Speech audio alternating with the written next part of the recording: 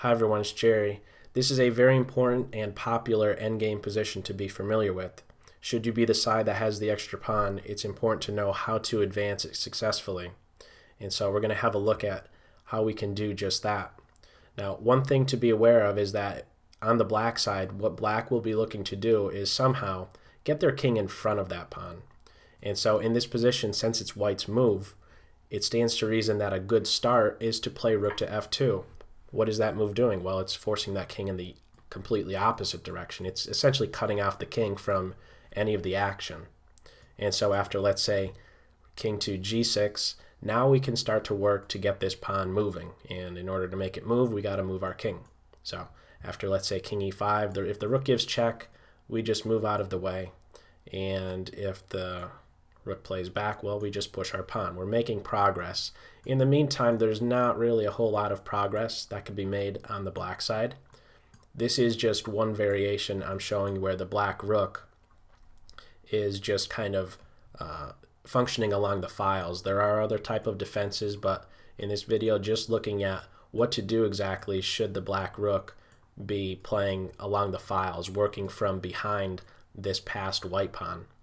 This position that we have right now is what's known as the Lucena position, and there's a very important there's a very key move to be aware of, and right now it's black to move. So let's just say black's next move is going to be this rook to c1 advance. So what exactly do we do now?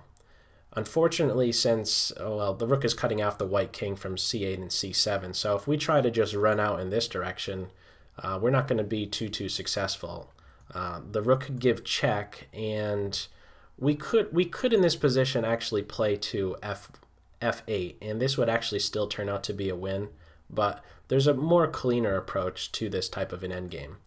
This would actually be a win because after the king plays there and the rook plays back, the rook could actually play to f7, and then the king could sneak over. For example, let's just say rook d2. The king could play here, and if rook to e1, we kind of have this rook being able to interpose a check, and then this pawn will be able to advance next.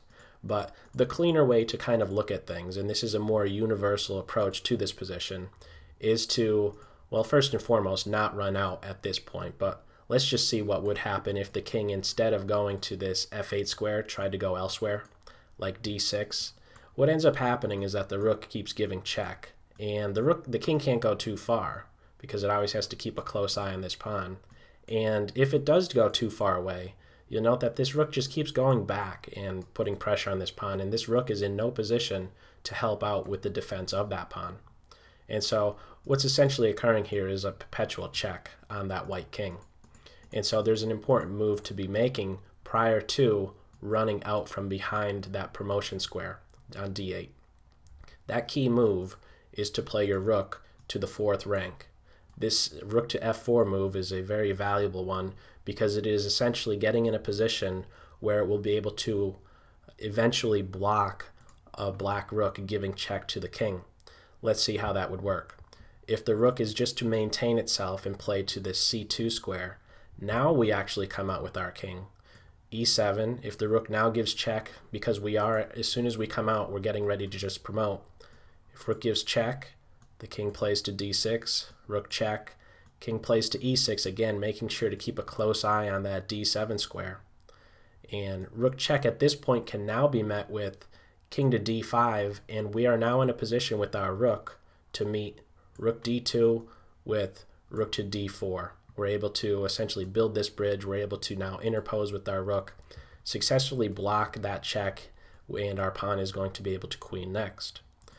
There is one other thing to be aware of, and that is, should black in this position, after the king plays here and we have, let's say, check, king there, check, king plays here. Now, what if the king were to play to this actually, let's try this one first. If the king goes to g5, what do you do as white? Well, what you could do is now play your rook to this f8 square. The rook is now participating in controlling that d8 square. And so now with white threatening to queen, the only thing maybe to do is give check to the king.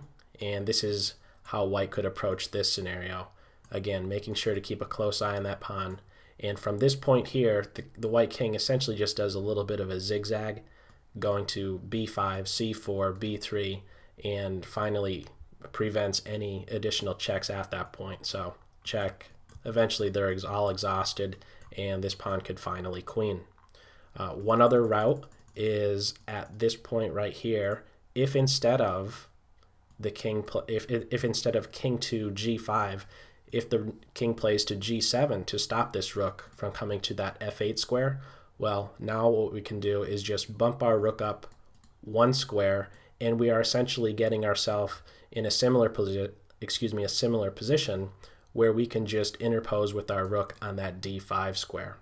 So if the rook gives check, we could just actually block, and if the rook comes behind the pawn, we can block again.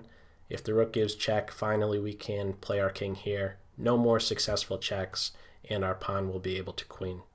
So that's all for this video. As always, I hope you got something out of it. Take care. Bye.